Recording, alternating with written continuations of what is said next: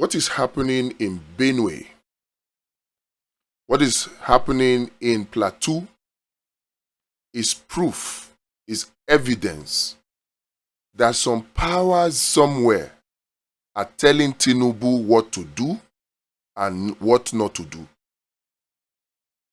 The insecurity in Nigeria is evidence that we have a president that is not totally in charge, but is being told what to do and what not to do by some forces somewhere. It is evidence that our leaders are complicit in the insecurity of our country, Nigeria. And when I say our leaders, I'm not talking about only Tinubu. The governor of Benue is also complicit. The governors are complicit. And as it is, even the Fulanis, they are being used to be the fall guy for this. And they are happy to do it. Because in somebody's mind, they are doing land grabbing. They are gaining territories. But they fail to see that in reality, those forces pulling strings behind the scenes are actually just using them.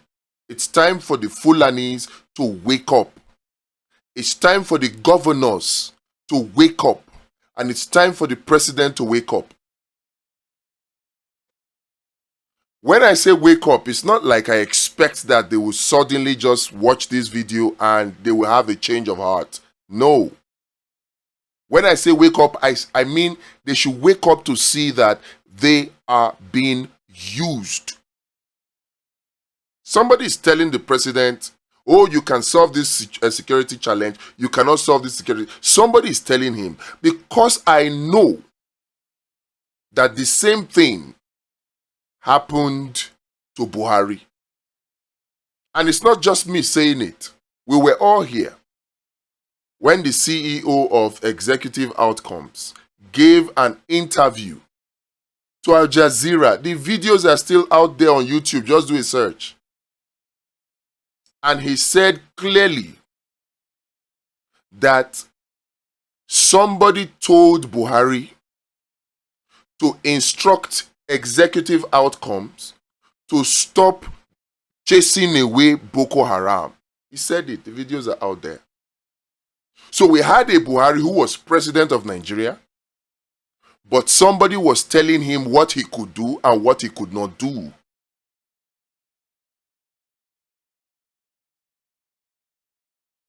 Remember, it was Jonathan that contracted Executive Outcome. And remember that the reason why Jonathan contracted Executive Outcome was because somebody refused to sell weapons to him to fight the same Boko Haram. Somebody denied him access. Tried everything he could. In fact, they had to go through black market route and they still stopped that plane in South Africa, if you remember. That pastor's plane. So somebody somewhere is telling Tinubu what to do and what not to do. If not, the insecurity in Benue, in Plateau, in Nasarawa, in Northwest, in Northeast is not so difficult to treat. This is not a question of our military is not well armed. No, it is not. We have borders. These Boko Haram terrorists, they do not manufacture weapons. In this same Nigeria we are in, they have rocket launchers that can take down fighter jets, that can take down helicopters. Those things, they are not my weapons. They are not things you just pick on the road. When they say small arms proliferation, these are not small arms. They are not made in Nigeria. But somehow they find their way into Nigeria. How? Does it mean that our government cannot really secure our borders? Or is somebody telling our government not to secure it deliberately so that these arms can gain access into Nigeria? I won't join anybody to say, oh, we don't have a government, we don't have a president, President Tinubu. Look, this is how we shouted for 8 years under Buhari. 8 years. What changed? In fact, if this were under Buhari, or if Tinubu were to be a Fulani man, you would say, oh, this is Fulanization agenda. But Tinubu is a Yoruba man. How come this is going on unabated? On a daily basis, it appears as though they are getting worse. Think.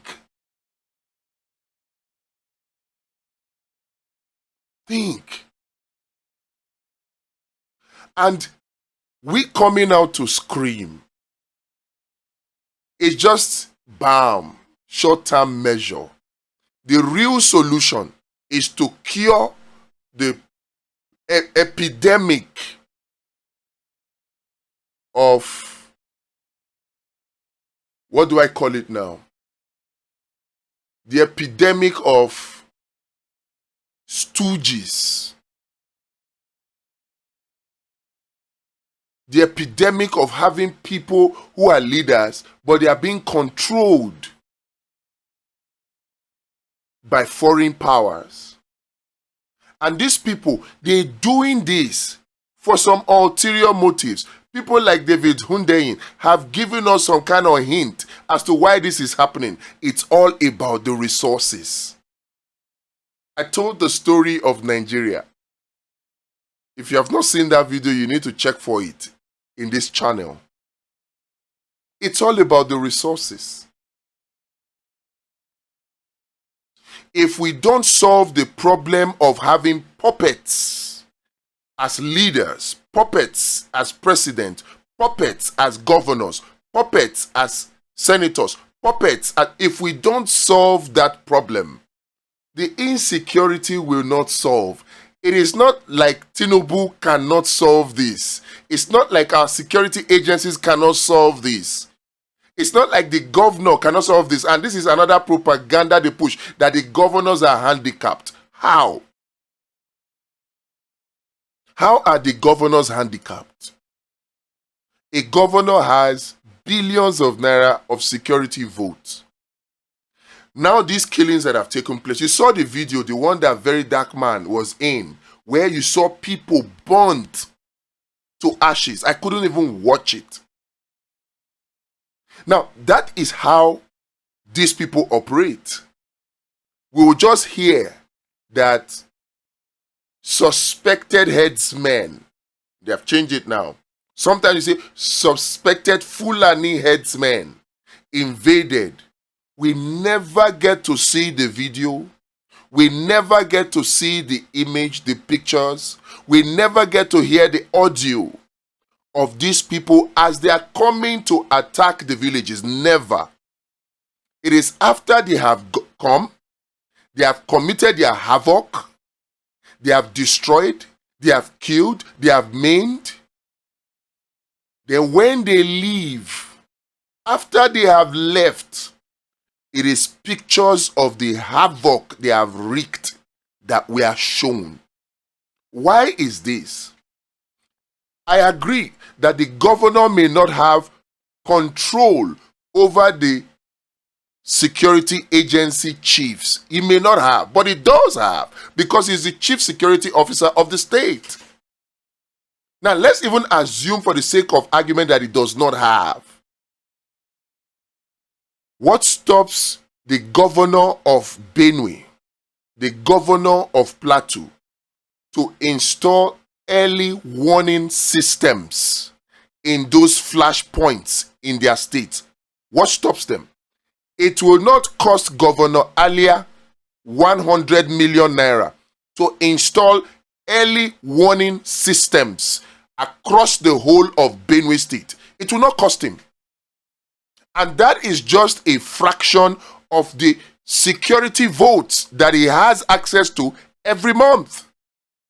So why doesn't Governor Alia spend less than 100 million to install early warning systems in Benue State to prevent this, in such that you have the faces, the audio, and the pictures, the video of these perpetrators of this violence?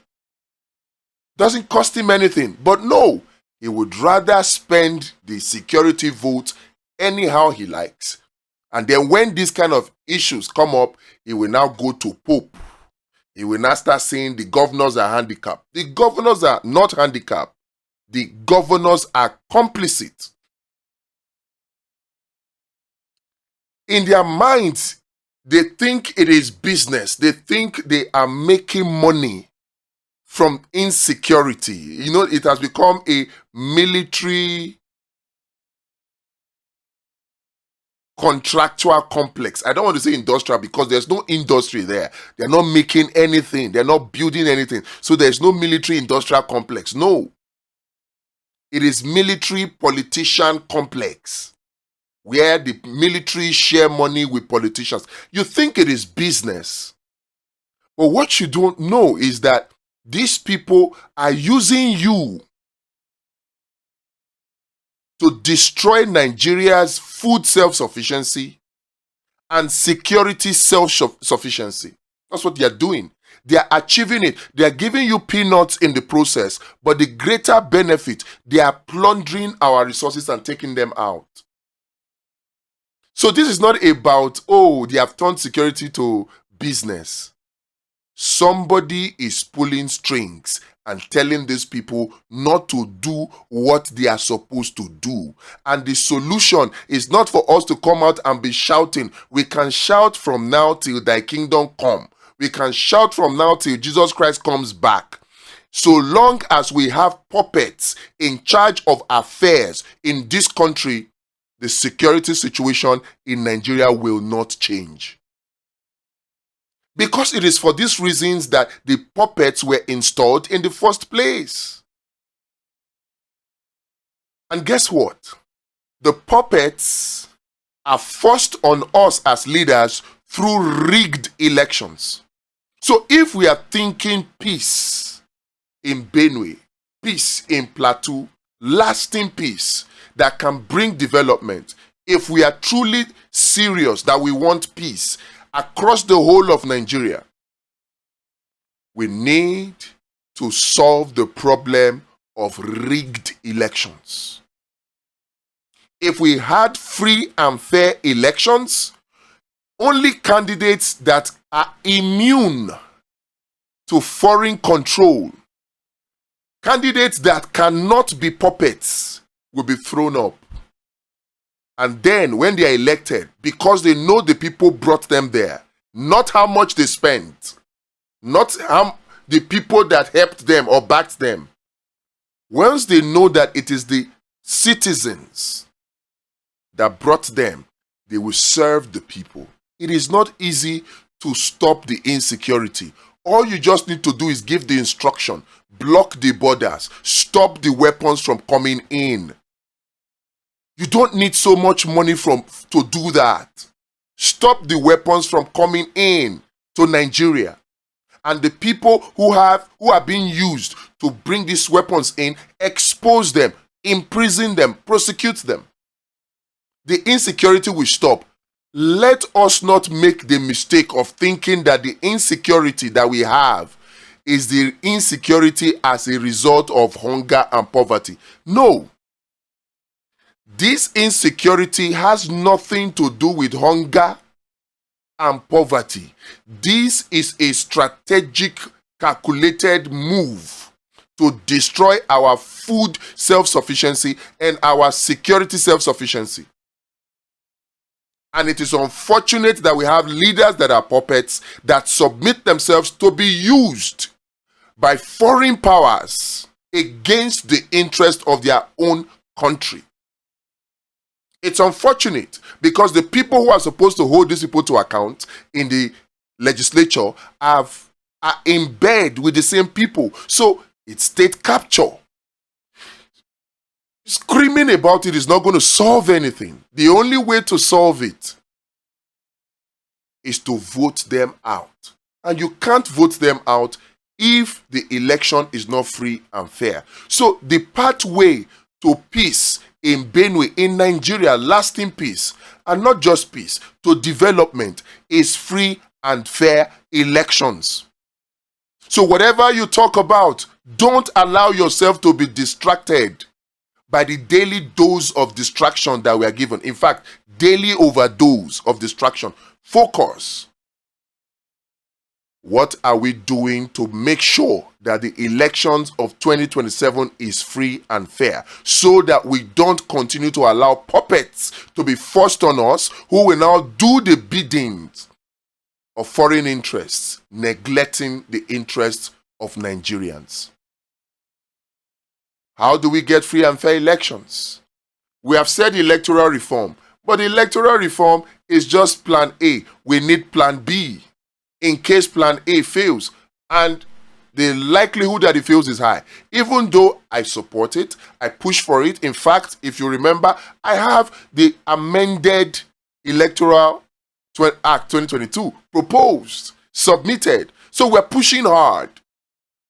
Many are skeptical that Tinubu or Akpabio or the Tajuddin Abbas will not sign it. But we will put pressure on them. We will put pressure on them. And hopefully they sign it. They pass it. And then the president assents to it. And it becomes law. Now, even if we have that Electoral Amendment Act, it's still not Uhuru. Because INEC can still pull a glitch. And at that point, all we will have to do is cry. I don't want to cry after the milk is spilled. I want to prevent the milk from spilling. There's no use crying over spilled milk. You cry, cry, cry, cry. All this one that they are calling Peter Obi weak just because he did not lead people to be slaughtered in the name of defending votes. And the people who are talking about, oh, he did not. Okay, you got 30,000 votes. Why didn't you lead your 30,000 people to riot so that they can give you your 30,000? Let's not go there. We need free and fair elections. To prevent is better than to cure. Let us prevent rigging. And the machinery to do that is vote vision. That's the technology. But the technology needs people, and that's polling unit marshal. So we are calling on you. Volunteer. The link is in the description for those who are online. And if you are able to help us stretch this campaign out physically, let's do so. Let's have a network of on-the-ground polling unit marshal crusaders. If we can get this vote vision application to work, it is the first solution to guarantee election transparency in 2027. Every opposition candidate needs this solution. Every. In fact, Peter Obi needs this solution more than any other person. Because if there were to be free and fair election in Nigeria today, Peter Obi wins. If we can stop rigging in Nigeria's election and we hold that election today, Peter Obi is the next president. Peter Obi does not need any more campaign. Forget all this talk about Peter Obi is not known in the north. What they fail to tell you is that some people somewhere in some religious houses, in some traditional religious leaders' houses, are giving instruction to the vast majority of the people and telling them vote in this direction. That's what they do in the north. But if we are able to put this measure in place, then free and fair elections will be guaranteed. Those kind of people will be exposed and the people will vote their conscience. All we need is free and fair elections. Yes. So instead of talking, try to campaign, put measures in place. Volunteer. We have the application. We have the technology. We need the people. We need 600,000 polling unit marshals. 3 per polling unit to cover the 189,000 polling units across Nigeria. Once we have this, it's game over to election riggers. Once we solve this problem of rigged election, then we'll start on a path, not just from consumption to production, but we'll be on a path to peace and development. I commiserate with the people of Benue. It is sad to see the videos and the images that are coming out of there. But know it, that your leaders are responsible for this. And no amount of your complaining, no amount of your protest will change anything. Because they are complicit. They are complicit. And the only way you get lasting peace is to make sure that you remove such complicit leaders. And you get leaders that have your interest at heart. Let's stop election rigging.